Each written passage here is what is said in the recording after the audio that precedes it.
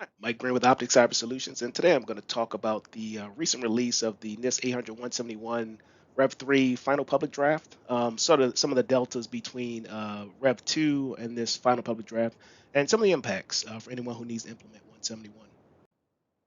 So what exactly was released? On November 9th of 2023, NIST released the final public draft of NIST 800-171 Rev 3. This is a follow-up to the initial public draft, which was released earlier this year. And really, NIST kind of considered a lot of the comments. I think they got over 1,600 comments. So they really took input from the community and want to kind of incorporate those into this final public draft. In addition to the final public draft, they also released the initial public draft of 800-171A, which is the assessment methodology, so how you assess the specific controls defined in 171. They also included a change analysis, which shows the deltas between 171 revision 2 and this revision 3 final public draft. A prototype CUI overview, which shows the CUI overlay, essentially how they considered scoping down to only consider the confidentiality controls, and then an FAQ, which kind of talks about high level, some of the deltas, some of the changes, and we'll walk through a few of those as part of this overview. So at a high level, you can see in revision 2 of 171, there were 14 families and 110 security requirements. And for this final public draft of revision 3, we now have 17 families and 96 security requirements.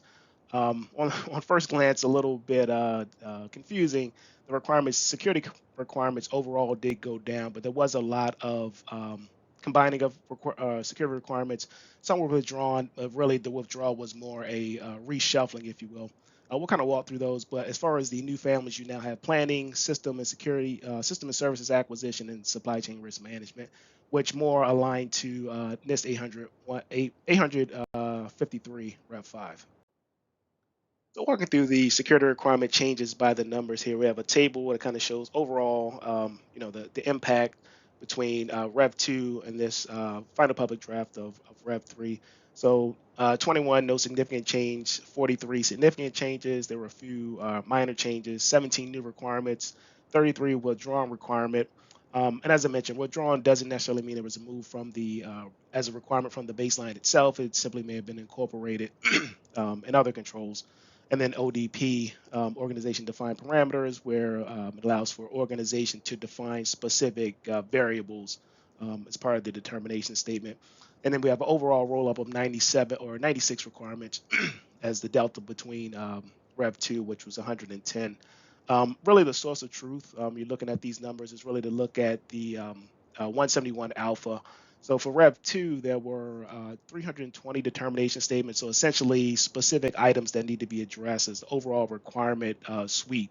Moving from that to the initial public draft of Rev 3, we now have 445, which is identified in the initial public draft of the Rev 3 800-171 alpha.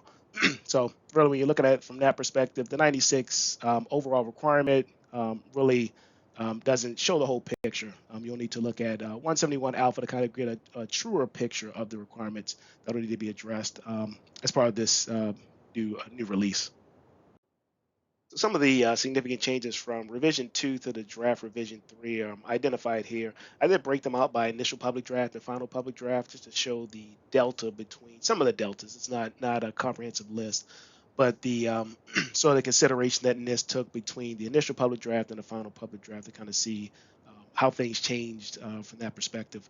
So the major change is really the alignment with 853 Rev 5 and using a moderate baseline, updated tailoring criteria. So if you look in Appendix C of the Rev 3 draft, it does has tables kind of show the tailoring considerations from Rev 53 to 171. Increased specificity, security requirements, remove ambiguity. Again, this is more alignment to 53. Also incorporates the organization defined parameters or ODPs, which allows for the organization to define specific parameters or select parameters based on the control.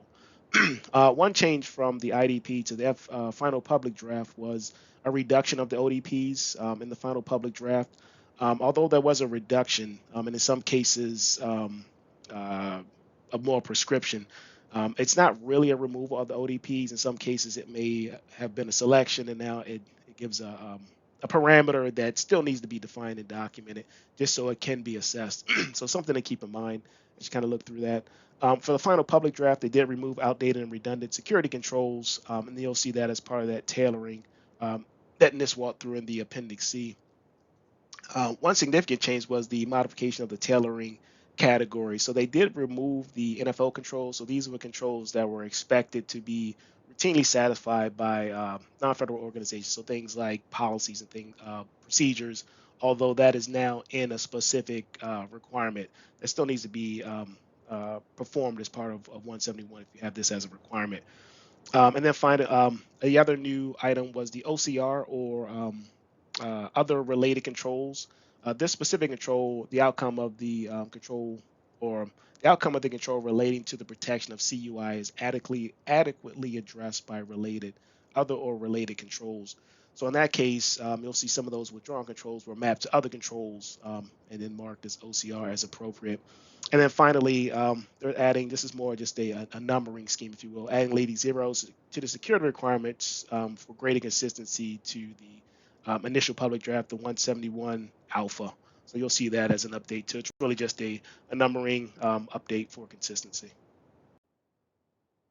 So here's just a roll up of the new controls in the final public draft. You'll see here 17 new requirements. There are 9 families impacted. You see those here on the left, configuration management, incident response, etc. As we mentioned, the last 3 families listed here, planning, the SA, and the supply chain risk management, are all new for 171. So all those requirements are new as well. And as I mentioned earlier, although there are new requirements, when you look at the 171 alpha draft, those one requirement may require multiple action to be taken to ensure you're addressing all the determination statements. So something else to keep in mind as you look through this final public draft. Some next steps, if you actually have a requirement to implement 171, is really to begin now. At this point, NIST has considered the initial public draft, comments on the initial public draft, incorporated some updates into the final public draft. So it's unlikely that there will be any major changes between the final public draft and the final release of 171. As we mentioned at the outset, a lot of the updates are driven by 853. And NIST has stated they want to have that alignment more closely mapped to 53. So it's unlikely that there'll be any major changes. So, getting started now may be a good thing to consider. Few links here. There is a protected unclassified information landing page. You can go there and get more information of 171 and related documents. Here, the change analysis document would also be something to consider. It shows the deltas between current 172 and then the final public draft of 173 Rev3. NIST is still taking comments for the final public draft. Submit those through January 12th of 2024. Have the email listing here with the final release projected for spring of 2024. So they want to get started now, or at least consider how these changes may impact your program in the near term. And to close out, I wanted to leave you with a few resources from NIST. Most of these I've mentioned. The one I didn't was the comment template that NIST will use to ingest any comments that you may have on the final public draft. And then other ones here, as I mentioned before, we have the final public draft itself, the change analysis, which will really be helpful to understand those deltas. And with that, I'm Mike Green with Optic Cyber Solutions. Thanks for watching. Optic Cyber Solutions strives to help organizations identify and address their blind spots through our assessment, implementation, and advising services. For more information about Optic Cyber Solutions or how we can help you gain confidence in your cybersecurity, reach out at info@optic.com or check out our website at opticcyber.com.